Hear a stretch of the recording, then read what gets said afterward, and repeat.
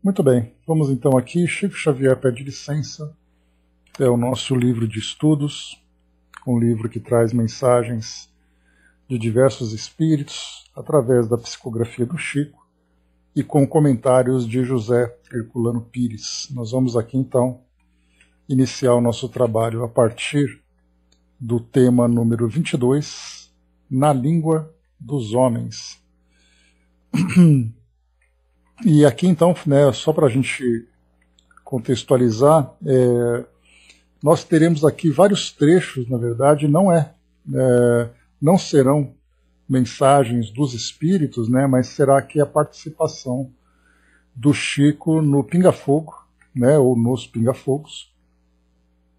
E ele então, Herculano Pires vai trazer para nós muito mais aqui uma análise crítica desse conteúdo do que geralmente a gente traz aquelas mensagens como resultado dos estudos feitos lá em Uberaba, no Centro Espírita onde o Chico trabalhava. E depois então Herculano Pires comentava que nesse caso ele já vai trazer aqui a participação do Chico em outras passagens, né? Então vamos a ele, o tema então, Na Língua dos Homens. Primeiro, resposta a L. Alves.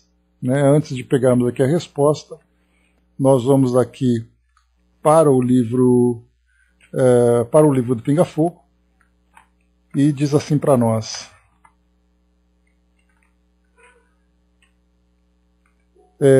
foi perguntado então, L. Alves, né, que é uma das participantes daquela primeira bancada do Pinga Fogo de julho de 1971. Então, ela fez a seguinte pergunta: Senhor Chico Xavier, muito se tem ouvido falar, principalmente da parte dos estudiosos da matéria, que o mundo espiritual é dividido em vários planos. Inclusive fala-se também em subplanos. Existe realmente essa distinção de planos de vida espiritual? A resposta do Chico: os espíritos comunicantes que nos instruem a esse respeito são unânimes em declarar que esses planos existem tanto quanto também em nossa organização social na Terra, por muito grandes que sejam as teorias de igualdade absoluta. Nós estamos sempre integrando faixas de vida social diferentes, segundo a nossa cultura, as nossas atividades e sentimentos, as nossas preferências, as nossas tendências. De modo que podemos contar com muitos planos já na sociedade terrestre.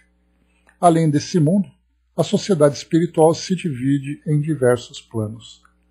E depois aqui então ela complementa que foi aí então que o Chico trouxe a resposta a essa pergunta a ela que foi analisada por Herculano. Eu queria complementar. Dizem os espíritos que a vida é uma escola. Nós passamos de ano quando conseguimos uma certa evolução. Essa evolução se faz durante nossa vida na Terra ou também durante nossa vida no espaço? O Chico responde: na vida terrestre nós temos sempre um programa de trabalho e de autoeducação a ser realizado, mas esse programa prossegue além desta vida conforme as nossas necessidades, porque todos estamos subordinados à misericórdia de Deus, dentro da justiça que nos rege os destinos. Muitas vezes nascemos na Terra ou renascemos na Terra com um determinado programa de serviços a realizar, mas realizamos esse programa de modo imperfeito. A justiça seria, naturalmente, que fosse cassado para nós o direito da continuidade de trabalho, mas a misericórdia de Deus impera no universo inteiro. Portanto, há continuidade de trabalho para nós todos e continuidade de estudos na outra vida, graças a Deus. Então, essa resposta trazida ao Chico para essa pergunta de L. Alves. Depois aqui no outro trecho, aquele lá então foi no capítulo 1 desse livro do Pinga Fogo, né? Pinga Fogo com Chico Xavier, que nós estudamos aqui, inclusive, que foi o primeiro livro, aliás, que nós estudamos, né? Depois, resposta a Luiz Lopes. Vamos então aqui à pergunta feita, né, por Luiz Lopes. Deixa eu ver aqui. essa questão está aqui, né? O Saulo Gomes, que era o apresentador do programa, ele colocou assim: o Luiz Lopes, que é o nosso companheiro da TV Globo, formula esta pergunta. Nossa humanidade insiste, neste momento, a mais um lance dramático da corrida espacial. A Apollo 15 se destina para a Lua. Acreditam os mestres espirituais de Chico Xavier que ainda em nossa atual civilização o homem poderá entrar em contato com civilizações de outros planetas? O Chico responde: estamos subordinando a resposta ao nosso critério com que foi estruturada a informação para a nossa estimada entrevistadora, que falou sobre a nova era. Se não entrarmos numa guerra de extermínio nos próximos 50 anos, então nós podemos esperar realizações extraordinárias da ciência humana partindo da Lua. E aqui então, pessoal, só para a gente abrir um parêntese, bom dia, André, que é aqui que vem a ideia da data limite. Então, essa guerra de extermínio nos próximos 50 anos, aí então, né, escreveram livros, fizeram documentários, entrevistas, artigos a esse respeito, falando dessa moratória de 50 anos dada pelos espíritos das esferas mais elevadas que coordenam o destino, a evolução do nosso planeta, e traz também essa ideia que a partir do final dessa data limite nós teremos então a expansão de comunicação com outras civilizações. Então essa ideia acabou até mesmo entrando ali um pouco no exagero da ficção científica, né, misturando espiritismo com ufologia, aí trouxe para nós aquela grande confusão, né? Mas foi a partir dessa informação do Chico que vieram os desdobramentos dessa ideia. Então, diz o nosso Emmanuel, que está presente, que quando Cristóvão Colombo perambulava pelas cortes europeias, pedindo socorro para descobrir um caminho mais fácil para as Índias, muita gente considerou o programa dele como absolutamente inútil para a humanidade, que aquilo era uma despesa absolutamente inócua e que iria pesar demasiadamente no orçamento de qualquer povo, até que ele conseguisse o apoio de Fernando e Isabel, os então soberanos de Castela. Mas nós hoje sabemos, depois de quase 5 séculos, qual a importância do feito. Então nós não podemos também acusar os nossos irmãos que estão se dirigindo à Lua para o futuro, para pesquisas que devem ser consideradas da máxima importância para o nosso progresso futuro, porque as despesas efetuadas com isso serão naturalmente compensadas, talvez com a tranquilidade de uma sociedade mais pacífica na Terra, porque se não entrarmos, por exemplo, num conflito de proporções imensas, então na Lua é possível que o homem construa as cidades de vidro, as cidades estufas, onde cientistas possam estabelecer pontos de apoio para a observação da nossa galáxia. Essas cidades não são sonhos da ciência. Essas cidades, naturalmente, com muito sacrifício da humanidade terrestre, podem ser feitas e provavelmente, vamos dizer, vai se obter azoto e oxigênio e usinas de alumínio e formações de vidro e matéria plástica na própria Lua para a construção desses redutos, produtos da ciência terrestre e provavelmente a água fornecida pelo próprio solo lunar. Então teremos, quem sabe, a possibilidade de entrar em contato com outras comunidades da nossa galáxia. Então vamos definitivamente encerrar o período bélico na evolução dos povos terrestres, porque nós vamos compreender que fazemos parte de uma só família universal, que não somos o único mundo criado por Deus. O próprio Jesus, a quem reverenciamos como nosso Senhor e Mestre, disse: há muitas moradas na casa de meu Pai. Portanto, nós precisamos prestigiar a paz dos povos, a tranquilidade de todos com respeito de todos, com a veneração máxima pela ciência, para que nós possamos auferir esses benefícios num futuro talvez mais próximo do que remoto, se nós fizermos por merecer. Eu não vou entrar em detalhes aqui nessa questão, porque nós já conversamos sobre ela quando estudamos o livro Pinga Fogo, mas aqui é só para constar essa observação feita dessa resposta. Depois aqui, resposta a Hernani Guimarães. Hernani Guimarães Andrade, né, o professor Hernani Guimarães Andrade. E aí então ele consta a resposta no capítulo 8 do livro Chico Xavier, Os Hippies dos Hippies aos Problemas do Mundo Espiritual. Então aqui, só para a gente poder abreviar aqui o nosso tempo, o trecho da resposta selecionada por Herculano Pires foi esse. Alguns cientistas disseram que a mente não tem existência sem a organização física, mas estamos absolutamente certos de que sem a mente não temos a existência da organização física e que a mente não depende da organização física para se manifestar em seu pleno equilíbrio, porque, cessadas certas possibilidades do cérebro, é natural que a mente esteja na condição do artista que encontrou o violino desafinado ou sem cordas, ou apenas com algumas cordas na execução de uma partitura em determinado concerto. Essa resposta, dada a Hernani Guimarães Andrade, ela também ali condiz com a resposta dos espíritos, lá no Livro dos Espíritos, quando se fala sobre a influência do organismo sobre o espírito, né, sobre a manifestação deles. E aí então foi usado exatamente esse mesmo exemplo, que um músico não consegue realizar a sua obra, né, apesar da sua habilidade, do seu talento, quando encontra um instrumento imperfeito.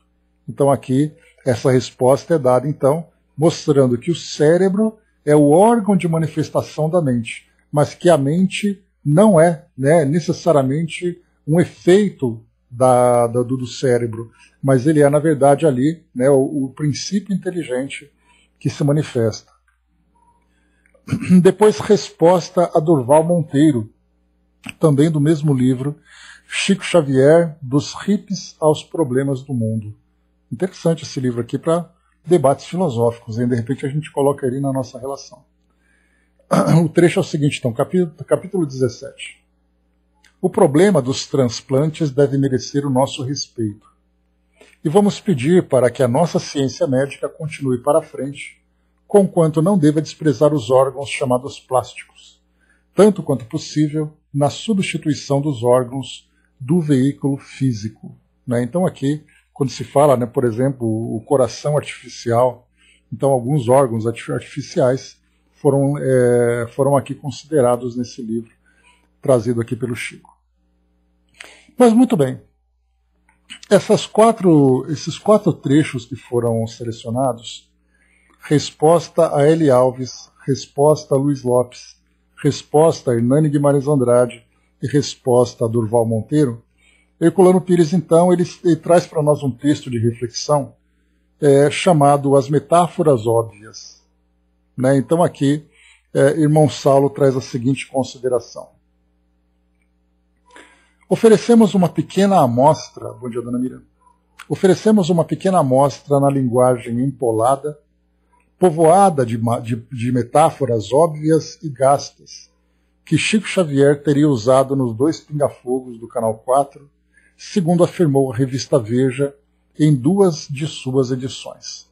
Né? Então aqui, né, essa linguagem empolada, povoada de metáforas óbvias e gastas, esse foi um comentário crítico feito pela revista Veja em 1972, né, após ali a participação do Chico no Pinga Fogo, já que o Chico participou em julho e depois em dezembro, no dia 20. Então, nas edições 72, a revista Veja trouxe ali uma reportagem com um tom muito crítico, muito agressivo, e que, na verdade, nós temos ali naquele período, quando o Chico, então, se tornou popular por causa do programa Pinga Fogo, e junto com o Chico, né, a própria doutrina espírita e também a prática mediúnica, a imprensa, a igreja foram extremamente agressivas com o Chico e com a doutrina espírita, diferentemente do que acontece hoje, quando nós temos, né, programas, filmes que vão para o cinema, novelas e tudo mais. Né? Então hoje nós temos ali críticas pontuais daqueles que ainda se colocam como opositores, embora dentro do mesmo barco cristão, né, que é uma contradição, mas naquela época nós vimos os veículos de imprensa atacando dessa forma tão agressiva. A revista Veja, eu vou ler um trechinho para vocês aqui depois. Então diz assim para nós aqui o trecho ainda, né? O que vemos nesses textos diz aquele Herculano Pires, é Chico Xavier na sua simplicidade humana, usando a língua dos homens para falar aos homens.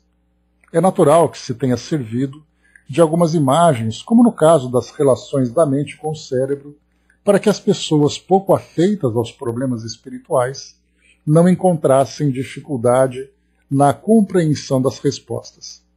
Só podem discordar do uso dessas imagens os que não conhecem os problemas da comunicação.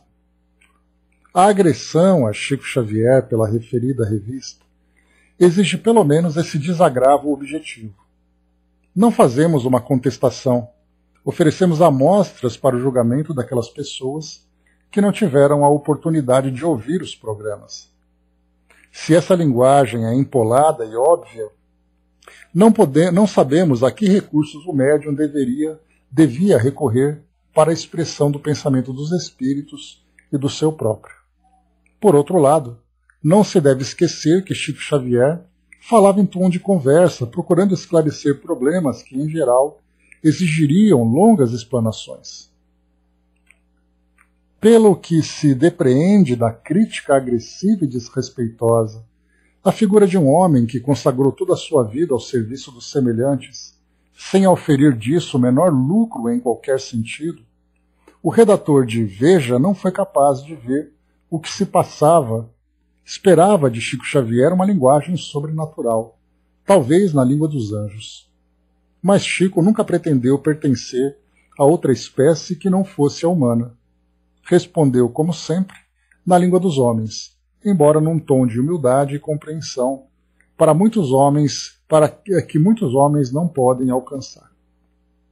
Então aqui, nesse trecho, como eu tinha comentado com vocês no nosso encontro passado, ele tinha aqui um tom muito mais crítico do que doutrinário, porque aqui, assim que a revista saiu, e já que Herculano Pires, como nós conversamos, ele fazia publicações no Diário de São Paulo, nessa sessão do Chico Xavier Pede Licença, quando saiu essa reportagem, em vez dele trazer para nós uma mensagem psicografada, como habitualmente ele fazia, ele então trouxe esses trechos que foram mencionados, por exemplo, na revista, e depois ele trouxe, como ele colocou aqui, esse desagravo, fazendo aqui comentários para que pudesse ser compreendida a participação do Chico e a forma como ele se manifestou lá naquele programa.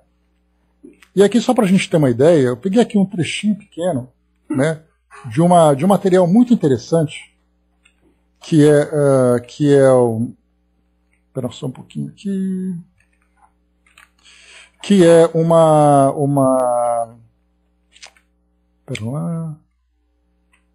que é um TCC, um trabalho de conclusão de curso, ao Departamento de História da Universidade Estadual de Londrina, isso em 2012, da então formanda Karina Lisboa Verling. E o título do trabalho dela era O Médium e a Mídia, repercussões da participação de Chico Xavier no programa Pinga Fogo em 1972. Então ela fez um TCC inteiro sobre essa participação e a repercussão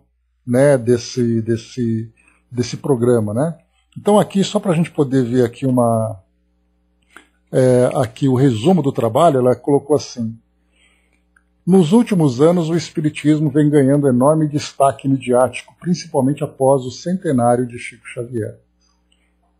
Com o objetivo de encontrar as raízes desse interesse, foi analisada a participação do médium no programa Pinga Fogo em 1970, que na verdade aqui é 71, a história da doutrina no país e o contexto da época em que o programa foi exibido. Aqui é a parte importante, a participação do Chico em 1971 e o contexto em que isso aconteceu, em que nós tínhamos ali a doutrina espírita não sendo aceita, a igreja predominando no pensamento da sociedade. Então, por isso que é muito diferente de ter um Pinga Fogo hoje, um programa de debates sobre o espiritismo, e naquela época, em 1970. Nós estamos voltando 51 anos no tempo. Então é muita coisa de uma geração para outra, do seu modo de pensar. E ela continua: os resultados da pesquisa demonstram que a repercussão do programa foi fundamental para o reconhecimento da doutrina espírita, bem como para a popularidade de Chico Xavier. Mas é que o Padre Quevedo ele era muito mais caricatura, né, Brás? Não era assim aquela coisa que você levava a sério, né? Como no caso, por exemplo, um veículo de comunicação. Porque esses indivíduos que isoladamente bradavam na mídia, falavam e aconteciam, da mesma forma que um falava contra, o outro falava a favor. Mas nessa época nós tínhamos a igreja como instituição e nós tínhamos veículos de comunicação, como no caso da revista O Cruzeiro, da revista Veja e outros veículos que faziam esses ataques. Então era um contexto muito diferente daquilo que nós temos hoje, né? Sim, acabou exatamente, né? Aquela imagem caricaturada que ele tinha de ficar provocando e tudo mais, acaba perdendo a seriedade, né? Então aqui o que eu quero trazer para vocês é esse trecho, né? Ela disse o seguinte, deixa eu pegar aqui, eu quero ler aqui 2 trechos, né? Então aqui primeiro ela diz assim, muito interessante essa pesquisa dela. Após sua segunda participação, a repercussão tomou proporções ainda maiores. Em novembro de 1971, várias revistas de grande importância falaram sobre o Chico. A edição de 22 de novembro desse ano, a revista Manchete, traz um especial de 5 páginas com o médium. No mesmo mês, a revista Realidade exibe uma matéria feita por Hamilton Ribeiro, que é aquele repórter do Globo Rural, que nós já falamos sobre ele, que o próprio Herculano Pires também já trouxe ali, né, um comentário, né, para poder justificar o trabalho do Chico, que acompanhou as sessões mediúnicas no interior de Minas Gerais e as descreveu com rigoroso detalhe durante a matéria. Então ele colocou assim, na cabeceira da mesa, ao lado de Dona Dalva, a figura tranquila, sorridente, mansa, de Francisco Cândido Xavier, 61 anos, um rosto baixo, os óculos escuros para esconder o olho congestionado, paletó igual à calça, uma camisa esporte cor-de-rosa, uma peruca de alguns fios brancos na massa preta de cabelos. Os que estão mais perto o cumprimentam. Se lhes beijam a mão, ele beija a mão em troca.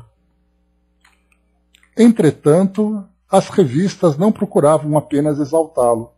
No final dessa matéria, feita por Ribeiro, ele levanta um questionamento sobre a índole do médium, pois assim como a reportagem feita pela revista O Cruzeiro na década de 1940, o repórter oferece dados falsos a Chico e pede que o mesmo psicografe uma mensagem de uma pessoa inventada por ele, e alega que houve uma mensagem transcrita pelo médium com os seguintes dizeres: juntos dos amigos espirituais que lhe prestam auxílio, buscaremos cooperar espiritualmente em seu favor.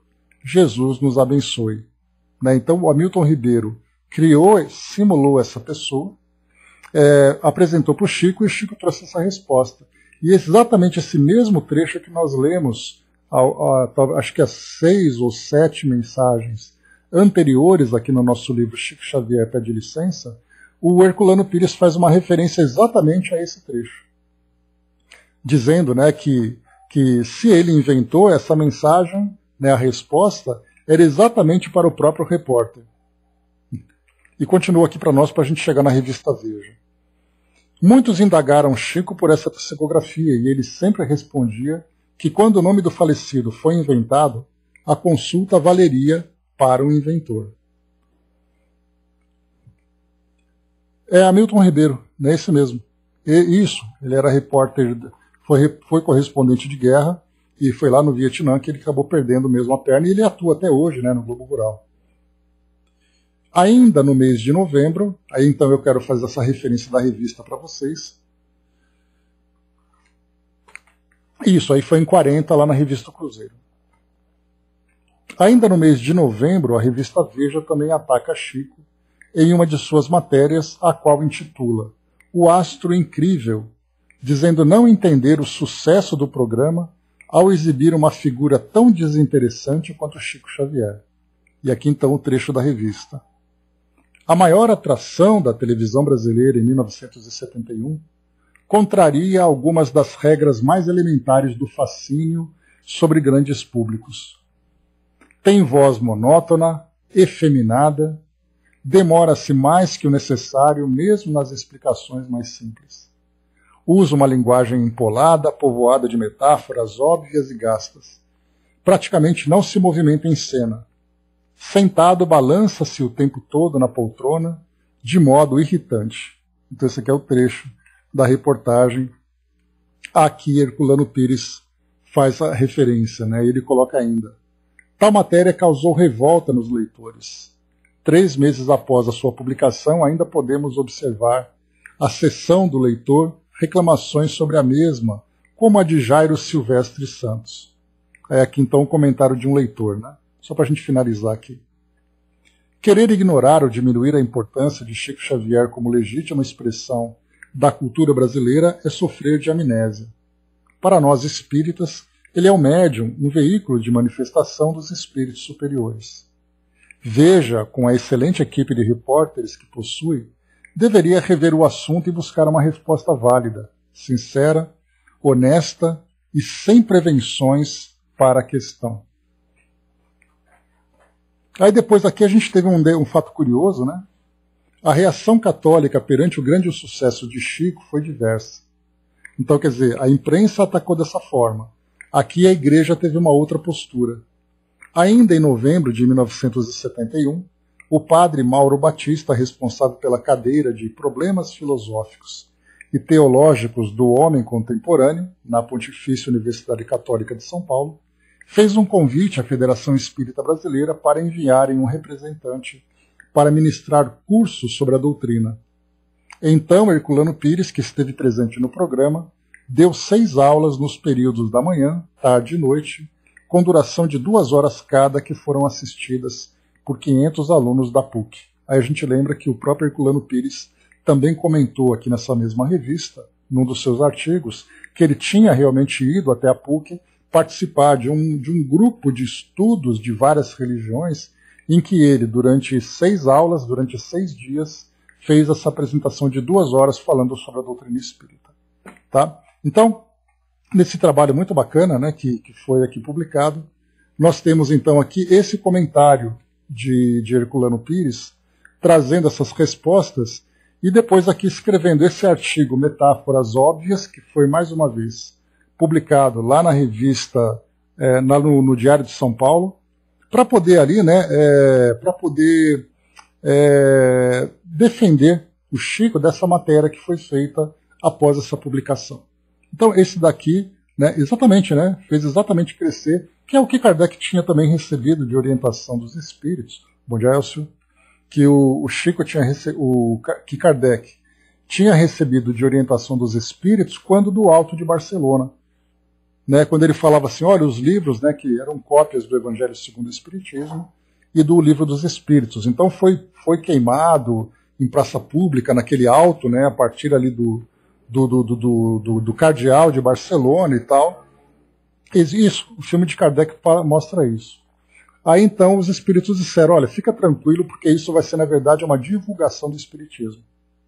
E foi o que aconteceu, né? Quantas e quantas pessoas depois se interessaram em ler os livros da codificação lá publicado por Kardec naquele período, os que tinham sido publicados até então, exatamente por causa desse grande barulho que a imprensa fez em torno desse alto lá na Espanha. Né? Porque Kardec tinha enviado lá para a França, lá para a Espanha, alguns livros, né, de colegas espíritas que queriam receber. Mas aí então esses livros foram interceptados pelos serviços de correio, foram então denunciados e a igreja depois tomou ali a ação de destruir essas obras. Né? Então vamos lá. Deixa eu ver aqui. O Torquemada, né, ele foi um dos grandes nomes da Inquisição Espanhola, da terrível Inquisição Espanhola. Né? Então ele foi ali realmente um nome bastante pavoroso naquela época. Mas vamos lá então. Esse é o primeiro artigo, então, como a gente viu aqui, né, vendo aqui o contexto, foi na verdade muito mais aqui um artigo de defesa ao Chico a partir daquele artigo que foi publicado na revista Veja, então, que nós vimos aqui o trechinho. Vamos então aqui virar nossa página, passando aqui para o próximo tema, intitulado Mediunidade e Experiência. E Emmanuel, então, aí aqui agora, Isso, o Dudu então colocou lá no nosso grupo, tá, pessoal? Para quem quiser, vale a pena de assistir. Valeu. Então aqui, depois do estudo feito lá junto com o Chico, Emmanuel então trouxe mediunidade e experiência. E diz assim para nós. Aqui, Herculano Pires, nessa sequência de mensagens que nós estamos estudando, ele tinha ali ele estava muito mais preocupado em defender tanto o Chico como a própria doutrina espírita do que fazer uma reflexão sobre a mensagem. Vocês vão perceber aqui no tom com que ele escreve esses artigos, né? E lembrando que isso aqui foi para jornal, né? Então aqui, mediunidade e experiência. Emmanuel traz o seguinte para nós, então, sobre esse tema. Se as fábricas de automóveis contassem exclusivamente com as autoridades que lhes desenham as máquinas, calculando resistência ou imaginando primores de forma, de certo não passariam de berçários para a conservação de modelos. Se os laboratórios dispusessem unicamente das inteligências que lhes compõem as fórmulas de que resultam exatas conjurações de agentes químicos, o medicamento jamais chegaria aos enfermos. Se a música possuísse tão somente compositores eméritos a lhe gravarem a beleza em pauta adequada, nunca se retiraria do silêncio para o campo do som, em auxílio aos seres humanos. Assim também na mediunidade.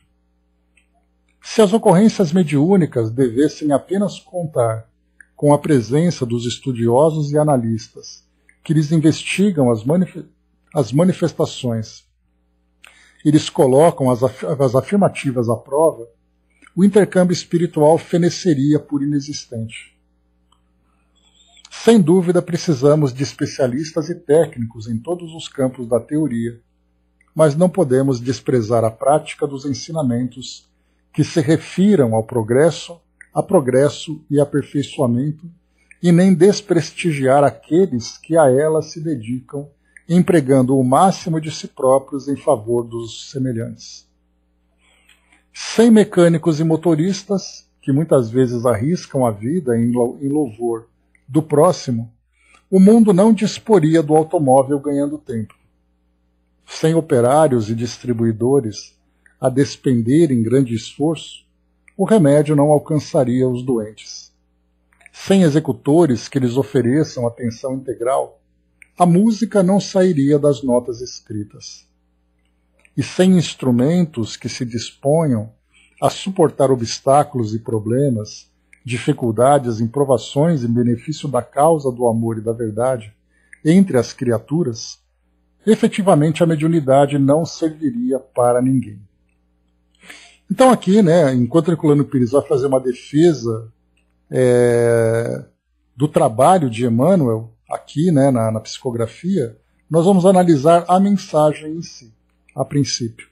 Então Emmanuel fala para nós aqui, ele traz traz aqui figuras de linguagem ou imagens ilustrativas bem interessantes, porque coloca exatamente isso, né? Se nós pegássemos, por exemplo, os projetistas de automóveis e começassem, depois de desenhar os seus projetos, começassem apenas a arquivar, sem ter aqueles operários, sem ter ali os vendedores, os motoristas que fizessem com que os carros tivessem uma finalidade útil, ele coloca então aqui, de certo, que não passariam essas fábricas de berçários para a conservação de modelos.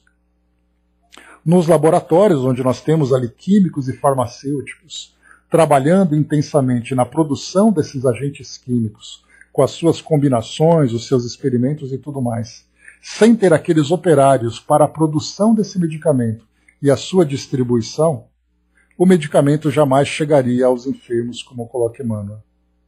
E depois, na terceira imagem que ele apresenta para nós, ele fala da música. Se os compositores se sentassem ali e ficassem fazendo ali as combinações de notas, acordes e tudo mais, para poder produzir uma determinada melodia, e arquivassem aquelas pautas, né, apenas ali, para dizer que foram capazes de produzir aquela canção, aquela música, sem que tivessem aqueles músicos que as executassem e fizessem com que elas se tornassem públicas, as músicas não teriam qualquer auxílio, não teriam qualquer utilidade para todos nós.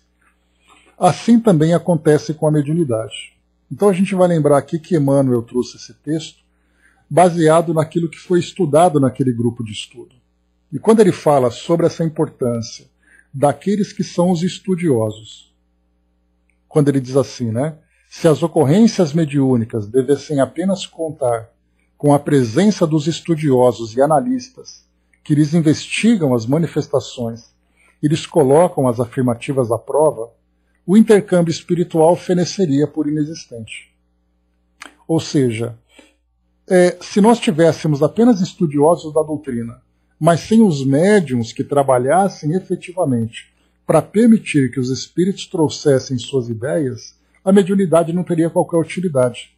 E nós vamos observar esse tipo de fenômeno de análise muito mais técnica, muito mais analítica da mediunidade no final do século XIX, começo do século XX, onde nós tivemos ali, né, aqueles grandes nomes do estudo, como, por exemplo, Ernesto Bozano, Gabriel Delane, William Crookes e outros nomes de pessoas que estudavam a mediunidade dentro dessa característica científica, mas não produziram absolutamente nada no intercâmbio com os espíritos em termos de instrução para a transformação moral do nosso mundo.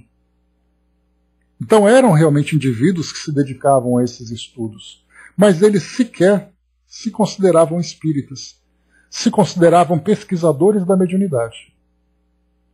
Então Emmanuel chama atenção tanto para esse grupo, para esse período, que a gente pode acrescentar aqui nessa parte dos estudos e da análise a respeito dessas manifestações, mas o que é colocado para nós aqui por Emmanuel é exatamente isso. Sem os instrumentos que se disponham a suportar obstáculos e problemas, dificuldades e provações em benefício da causa do amor e da verdade entre as criaturas, a mediunidade não serviria para ninguém. Então, a mediunidade em si não é apenas a psicografia no ato de você trazer a mensagem. A própria vida do médium, dentro da sua experiência, faz parte também desse aprendizado, porque você olha o médium dentro daquela missão e depois, executando a sua missão, traz o resultado que é essa comunicação. Então, ao estudarmos a mediunidade, a gente vai perceber que até mesmo, muitas vezes, as pessoas confundem a doutrina espírita com mediunidade. Para a grande maioria daqueles que não conhecem a doutrina espírita nada mais é do que falar com os espíritos. Não importa o que você fala, não importa o efeito daquilo que é tratado pelos espíritos, o que importa é, você é espírita? Sou. Ah, então você é médium? Não. Como assim você é espírita e não é médium? Aí então vem aquela grande interrogação. E as pessoas, quando participam de uma reunião espírita, por exemplo, a primeira ideia que se vem é exatamente a comunicação com os espíritos. Mas e se não tiver comunicação, a doutrina espírita deixa de existir? Na verdade, toda a parte filosófica e toda a parte moral da doutrina espírita vem através do estudo, das reflexões e da aplicação desse conteúdo na vida de cada um daqueles que se torna adepto da própria doutrina. Então, por isso que Emmanuel coloca para nós que a mediunidade ela é um recurso importante para permitir que a comunicação flua, mas muito mais do que isso, a gente vai lembrar aquela expressão popular, né? Não veja o mensageiro, preste atenção na mensagem. Então, o mensageiro tem que ter utilidade para que a mensagem flua. E não simplesmente analisar o trabalho do mensageiro, como a mediunidade de uma forma técnica. Então, é nesse contexto que traz então essa mensagem, né? O Elcio colocou, né? Que são leigos, né? Que é realmente assim que vê, né? A grande maioria que acaba se aproximando também da doutrina espírita, a primeira coisa que se pensa é os espíritos vão realizar alguma coisa, os espíritos vão resolver os nossos problemas. E aí, então, muitas pessoas se distanciam porque dizem, eu fui naquele centro espírita, lá eles só ficam falando coisas. E a pessoa sequer presta atenção no que está sendo falado. Porque ela quer, na verdade, né, como acontece popularmente, quer ali que o espírito pegue pela mão e diga, deixa que eu resolvo para você. Então vem aí o grande equívoco, né? Bom dia, embaixador. Dudu trouxe para nós, né? A mediunidade só foi colocada como o trabalho de comunicações com qualquer que seja a pessoa, de qualquer que seja a sua religiosidade ou não. O ateu pode ser médium, como qualquer um que veio para trazer esse processo espiritual e não espírita. Né? Pois é, exatamente isso. Né? Então, a mediunidade, muito obrigado pela participação. Então, vem aqui a mediunidade, mais uma vez, como um processo regenerador, um processo de transformação. E essa não é uma patente espírita. Né? Você não tem a mediunidade como algo que pertence ao espiritismo ou aos espíritas. Né? Ele é parte de um processo de transformação, é um compromisso que o indivíduo assume no plano espiritual, e a forma como ele vai aplicar é o que vai determinar exatamente ali o seu sucesso ou o seu fracasso. Então, até mesmo nesse caso, a gente vai ver aqui também, né? Primeiro, né, aqui foi trazido para nós um outro aspecto que tinha até mesmo ali sido esquecido. Porque primeiro a gente analisa os estudiosos da mediunidade e a gente estuda o conteúdo que foi através dos médiuns. Mas e os médiuns como médiuns? Os indivíduos que são médiuns, qual é exatamente ali a importância para eles esse tipo de trabalho? Vem exatamente ali esse trabalho, né, dentro desse processo de transformação, de aprendizado, de reconhecimento da própria espiritualidade e da vivência dos valores e das consequências da vivência da mediunidade. Né? André colocou, é o mesmo dos que pedem, né? Faça uma prece para mim. Exatamente isso que a gente colocou. E nós recebemos também, até nessa semana, né? Foi acho que na própria terça-feira, quando nós estudamos o Chico Xavier pede licença também, quando foi colocado sobre aquela questão da autossuficiência, né? Vai chegar o dia em que nós ali não precisaremos de passe, não precisaremos de pedir preces, todos nós teremos autossuficiência para gerirmos os nossos próprios recursos. Né? Então, quer dizer, é um processo de aprendizado que todos nós alcançaremos, esperamos que seja o mais brevemente possível. Né? Muito bem, vamos lá. Analisado então, né, esse tema e esse texto trazido por Emmanuel, vamos aqui então agora analisar o que foi trazido para nós por Herculano Pires. Mas como eu falei para vocês, ele estava aqui um pouco crítico, né? Então ele estava defendendo muito mais a doutrina espírita, defendendo os espíritos e as comunicações do que o conteúdo propriamente dito nesse processo, né?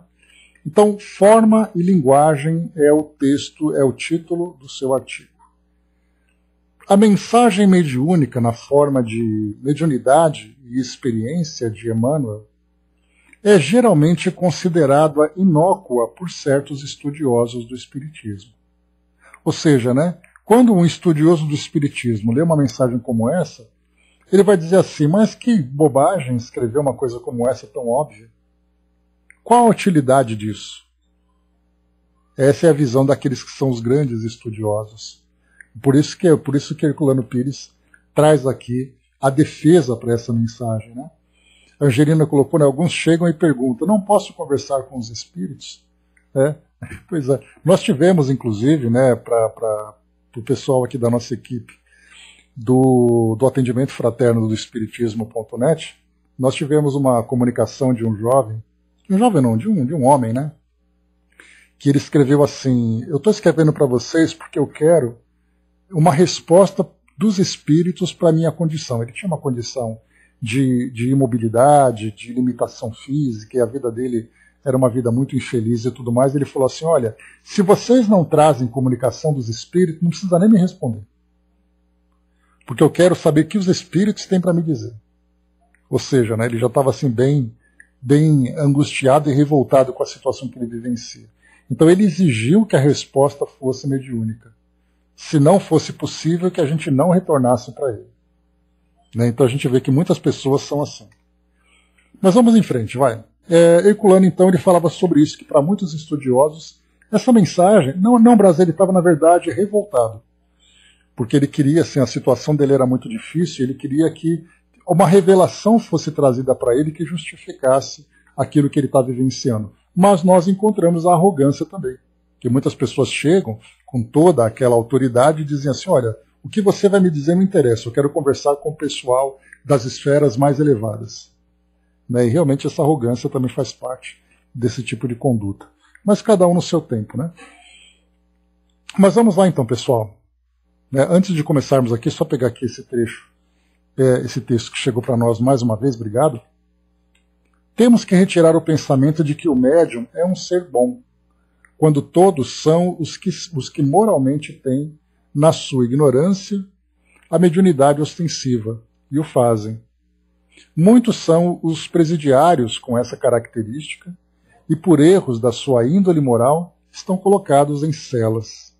Muitos são as pessoas que nada têm a ver com o espiritismo e usam a sua mediunidade para trazer propostas pretéritas, que assim o foram designados. Olha que bacana essa ideia, né?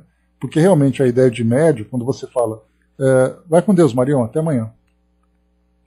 Quando a gente fala em médium, a gente já pensa no Chico, e a gente pensa que todo médium é igual a ele, né?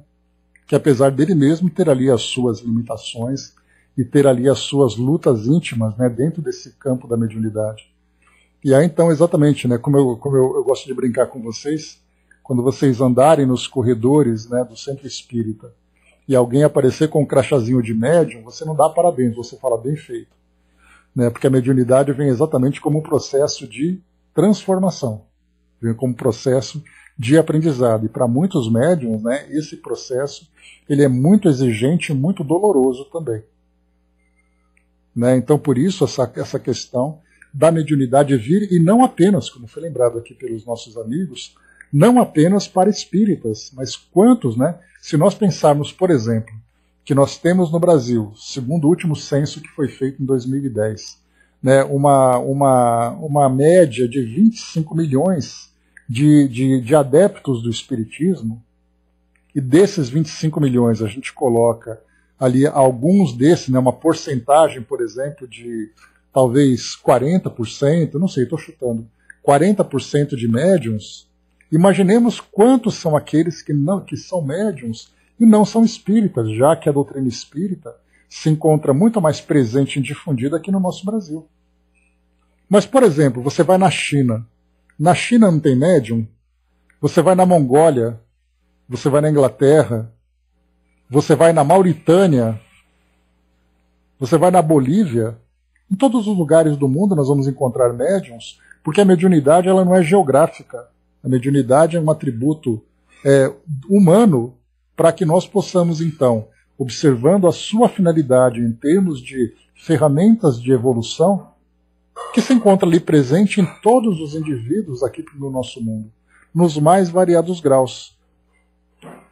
Então, ao pensarmos num ambiente bem distante aqui, num país que nós não conhecemos, ali você vai ter alguém que vê espíritos, você vai ter alguém que tem sensações, alguém que tem experiências variadas da mediunidade. Só que, como Emmanuel lembra, né, quando ele traz para nós uma diferença entre mediunidade e mediunismo, sendo a mediunidade essa faculdade educada e direcionada, e mediunismo, que é essa faculdade de uma forma in natura, digamos assim.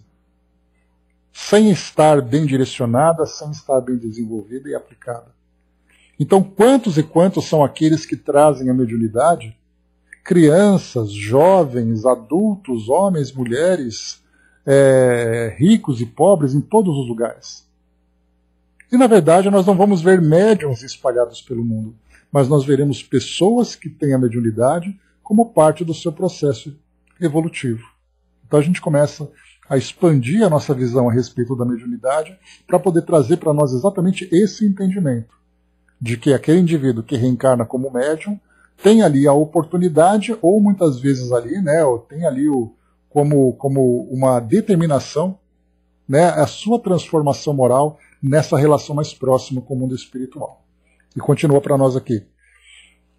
Médium é a razão de cumprir algo que não podemos dizer que foi só no erro, mas que esse espírito encarnado precisará trazer, através das suas mensagens, uma proposta para ele mesmo.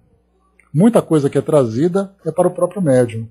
Claro que muitas dessas são para aliviar e confortar pessoas e famílias que precisarão desse momento. Né? Então o primeiro que ouve é o próprio médium, então tem aquele compromisso, né? Porque a mediunidade tem, primeiro, o próprio preparo moral do médium, né? Então ele tem ali o seu compromisso, a responsabilidade com o trabalho, ele tem ali as suas sensações e percepções nessa relação com o mundo espiritual, ele tem ali as mensagens que chegam, trazendo para ele orientações e também permitindo que ele auxilie aqueles que se aproximam. Então nós temos ali a missão, nós temos a mensagem que chega para ele. Serron, um grande abraço, Serron. Então, temos ali esses diversos aspectos, né? Então, ao estudarmos mediunidade, a gente tem que analisar não a mediunidade de uma forma técnica, mas analisar exatamente a sua função para o indivíduo, a sua função para a comunidade, né?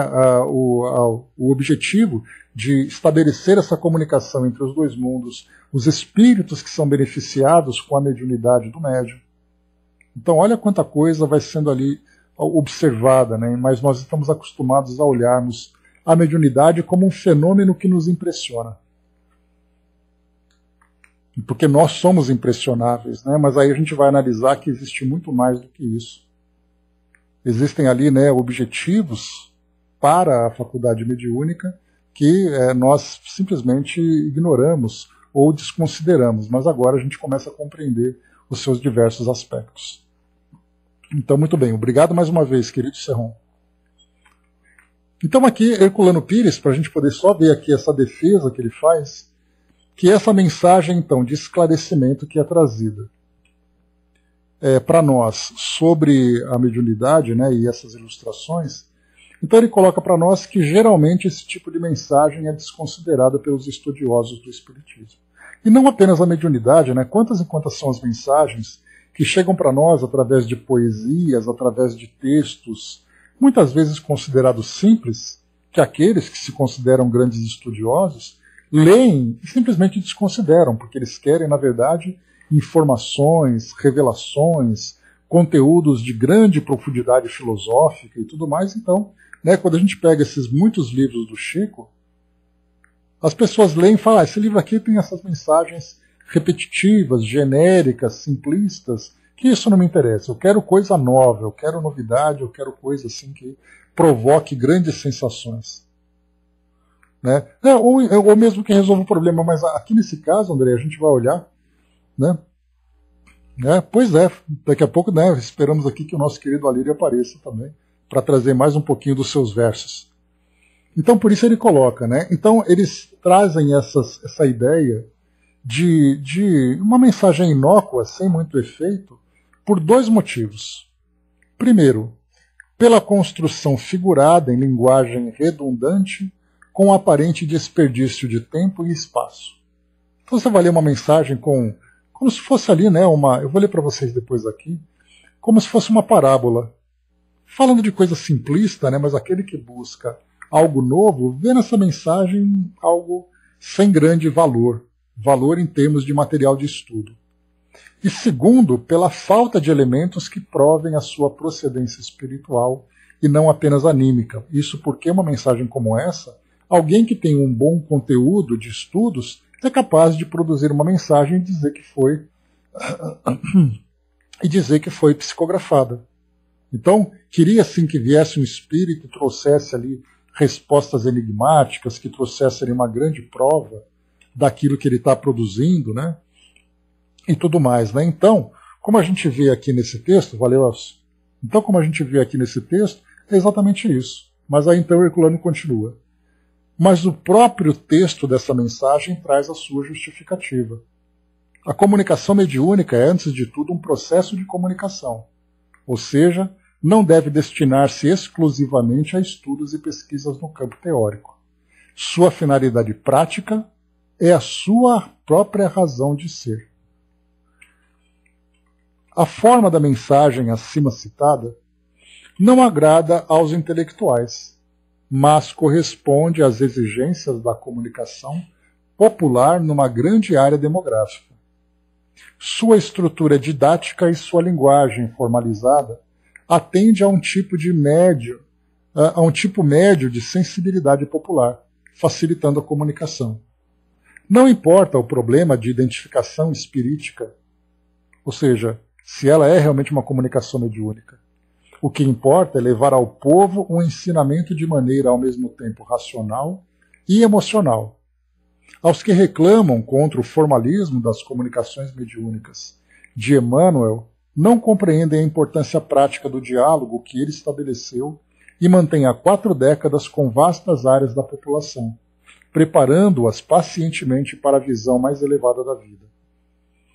Alega-se que esse método afugenta as pessoas intelectualmente mais aptas, mas a vasta produção mediúnica de Chico Xavier abrange numerosos livros que, por sua vez, são acessíveis apenas aos intelectuais. Basta a gente lembrar que nós estudamos 2, né? Embora não sejamos intelectuais, tivemos ali a oportunidade, né, de contar aqui com as fontes de pesquisa e das colaborações do plano espiritual para podermos entender, que foi o caso, né, nos domínios da mediunidade e evolução em 2 mundos. Então ali nós temos grupos de estudos, como por exemplo dentro da Associação Médico Espírita, em que profissionais da área da saúde se dedicam ao estudo para decifrar aquilo que André Luiz trouxe como conteúdo, né? Então, Chico tem diversos livros, numerosos livros, também ali voltado para esse público intelectual. Esses volumes dirigem-se especialmente aos teóricos, aos pesquisadores.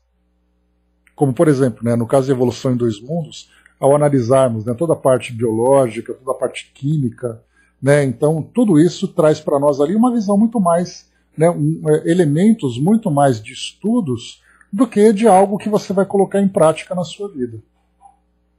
Né, então isso é bastante assim como acontece também no próprio livro A Gênese, que Kardec publicou na sua época, em que aquelas informações eram muito mais para estudos, né, da geologia, da biologia, da astronomia, do que algo que você vai estudar, por exemplo, no Evangelho segundo o Espiritismo. Né? Pois é, mecanismos da mediunidade também. Nos domínios, mecanismos, evolução em 2 mundos, só citando 3 de André Luiz. Né? Então, por isso, né, esses volumes dirigem-se especialmente aos teóricos, aos pesquisadores. E seria absurdo que se restringissem o médium e os espíritos comunicantes a essa área de elite. A mensagem espírita deve atingir todas as faixas da população, levando a cada qual a forma e a linguagem apropriada. Mas os próprios intelectuais, quando são capazes de colocar-se ao nível do povo, deixando de lado as suas pretensões e os seus preconceitos, têm muito a aprender com essas mensagens populares. Né? Então nós vimos aqui Herculano Pires defendendo a estrutura e o conteúdo da mensagem de Emmanuel, e não analisando ali o seu formato. Né? A Angelina trouxe para nós, né, a mediunidade não é dom, é débito de um passado, que foi oferecido como uma oportunidade para o ser sair melhor da Terra. Né? Muito obrigado pela participação aqui conosco. A gente vai lembrar, né, que a própria Maria João de Deus, quando nós estudamos Cartas de uma Morta, lá no final, ela mesma chama a atenção do Chico. Ela diz assim: não se veja, não se veja como alguém que tem o dom, porque você não é merecedor disso ainda. Né? E essa frase, assim, essa passagem ficou bastante marcada, porque o dom, quando a gente coloca o dom, é um presente que o indivíduo recebe. E para ele receber esse presente, ele tem que ter merecimento. E ela chama a atenção dele que ele ainda não tem merecimento de ser beneficiado, porque a mediunidade vem para ele como um compromisso transformador, e não como um presente. Né? Então a mãe disse para o filho, e nós aqui ficamos de fora observando e aprendendo. Vamos em frente. Bom dia, professor. Então aqui eu queria aproveitar então, como aqui Herculano Pires chamou a atenção a respeito da necessidade dessas mensagens serem acessíveis para esse público numeroso, né, de pessoas que fazem parte, né, desse grupo comum. Por isso, então, cada mensagem vem ali direcionada para as faixas da população em sua forma, em sua linguagem. Eu separei para vocês aqui uma passagem bem bacana. Aqui eu estou usando o site bibliaonline.com.br, eu gosto bastante desse site quando nós vamos fazer aqui estudos de passagens, né, dos evangelhos, ou mesmo do Antigo Testamento. Nós vamos aqui, eu vou ler para vocês um trecho de Mateus capítulo 13. E aí então, porque isso está diretamente relacionado com aquilo que nós estudamos com Herculano Pires agora. Então diz assim para nós. Tendo Jesus saído de casa naquele dia, estava assentado junto ao mar. E juntou-se muita gente ao pé dele, de sorte que, entrando num barco, se assentou, e toda a multidão estava em pé na praia. E falou-lhe de muitas coisas por parábolas, dizendo, eis que o semeador saiu a semear. Só para a gente poder lembrar, que é algo que a gente fala com frequência, mas nem sempre compreende, aqui é um trecho, né? O que significa parábolas? É uma narração alegórica que envolve algum preceito de moral, alguma verdade importante. Então, é uma narração alegórica, que era o que Jesus utilizava com muita frequência, né? Então, ele continua aqui para nós.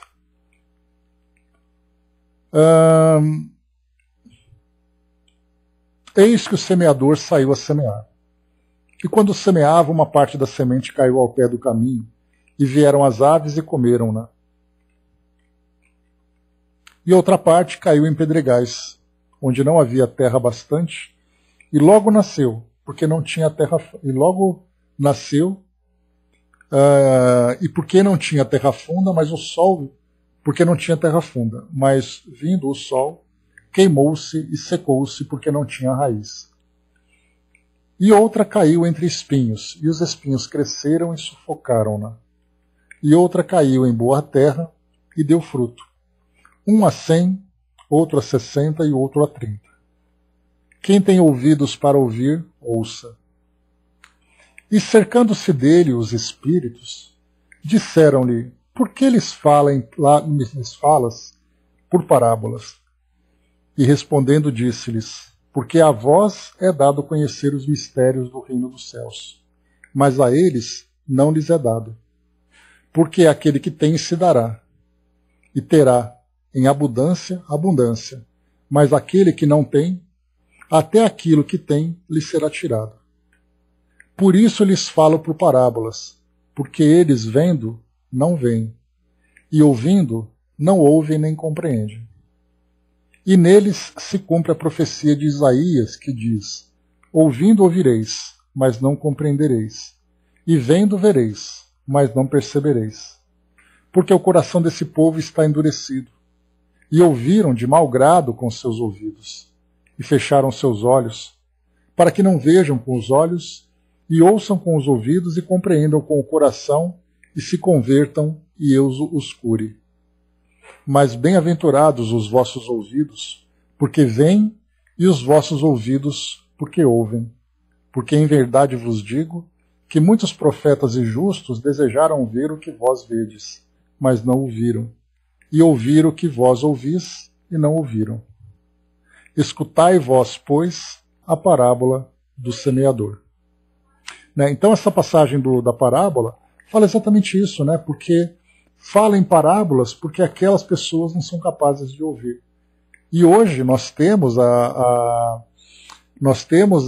própria forma com que os espíritos se comunicam conosco e a forma como os ensinamentos chegam para nós através de mensagens simples, através de romances, que nada mais são do que, como a gente já conversou sobre isso, tratando desse tema, né, da forma como os espíritos passaram a se comunicar depois de trazerem para Kardec todo aquele material com conteúdo muito mais profundo, né, os espíritos então trouxeram para nós parábolas modernas, trazendo essas mensagens, trazendo ali, né, as suas histórias, e nessas passagens, nessas histórias, vão sendo então inseridos conceitos doutrinários para que a gente possa aprender um pouco mais.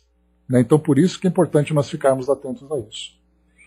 Então o nosso Alírio de Oliveira, seja muito bem-vindo sempre, querido Alírio. Há muito tempo não tínhamos aqui a sua querida presença. Trouxe para nós aqui então os seus versos. Trago no chão de papel a mensagem na dança do lápis. Cortinas em letras, desenhos de conforto. Linhas e linhas que dobram, sinos que ali tocam, e assim o verso chega, com destreza e corrida, A mão salta como bailarina e assim tudo se flui. Da primeira linha que chega, a última linha que se foi, ao que foi, e o céu que assim concordou, fez do médium, na sua razão, colocar o verso chão no papel. De papel, a escrita colorida num só véu. Pois histórias das vidas são contadas, são segredos que só nós podemos escrever. Então, Alírio de Oliveira, bacana, né? Então é exatamente isso, né? Histórias que só chegam no mundo espiritual por quem está no mundo espiritual, histórias que se foram, né? Então, por isso, né, a gente tem aqui essa bela, né, passagem para nós, esses belos versos, né, que vai lembrar exatamente isso, né, pessoal? Então, a mediunidade em si, né, a mediunidade em si, ela vem para nós, então, de uma forma simplista, apenas como meio de comunicação. E aí, quando nós temos oportunidade de termos estudos mais profundos, a gente começa a entender que esse meio de comunicação vai trazer para nós ideias, sentimentos, histórias, né? E como foi lembrado pelo nosso querido Serron também, o próprio médium também é beneficiado por esse processo, pela sua necessidade de transformação, de dedicação, de renúncia, muitas vezes até, né, com certa dor, por negar, né, essa oportunidade que tem de aprendizado. O Hermes colocou para nós para lembrar, né, se tivesse encarnado o nosso amigo Reinaldo, hoje nosso amigo Reinaldo estaria fazendo aniversário, né? Exatamente, né, seria aniversário do nosso querido rei, né, que deve estar ali cantando e encantando, né, em algum lugar do plano lá, já que faz tempo que a gente não tem comunicação dele, mas segue lá o nosso beijo carinhoso naquele doce coração. Então, meus amigos, é isso. Finalizando aqui então o nosso trabalho, nós fizemos a leitura então de 2 textos, né? O primeiro texto então na língua dos homens, quando Herculano Pires faz uma defesa, certamente, Andréia, né? Faz uma defesa aqui, né, do Chico, né, diante daquela publicação em que ele foi atacado, e a própria doutrina espírita também. E depois aqui Emmanuel também falando sobre mediunidade, e Herculano Pires também defendendo o estilo de Emmanuel em fazer com que as suas orientações se tornassem muito mais popularizadas do que voltada para, né, o grupo mais intelectualizado, né, que visa estudo, que visa análise, né, e na verdade aqui é uma forma de explicar para nós, como foi bem explicado, fazendo uma comparação sobre fábricas de automóveis, laboratórios, né, a composição musical, de entender que todo esse conhecimento é importante, mas se ele não tiver uma utilidade prática, ele não tem ali, não exerce a sua função. E aqui então, para nós, a mediunidade veio com esse texto. E Herculano Pires procurou trazer para nós então aqui um pouco, né, das suas reflexões. E bom, nós veremos aqui então no nosso próximo encontro, meus amigos, o texto número 24, Áreas do Amor, onde nós teremos aqui várias trovas, e depois Herculano Pires, mais uma vez, faz uma análise a respeito dessas mensagens em forma de trovas, né? Então ele não faz uma análise do conteúdo, mas ele faz uma análise da forma também, né? E depois então nós leremos Deus Sempre, mensagem também importante, também tratando de... deixa eu ver aqui... Tá, também aqui uma outra passagem que o Chico também foi atacado e tudo mais. Então, enfim, né, aqui Herculano Pires fazendo o seu trabalho.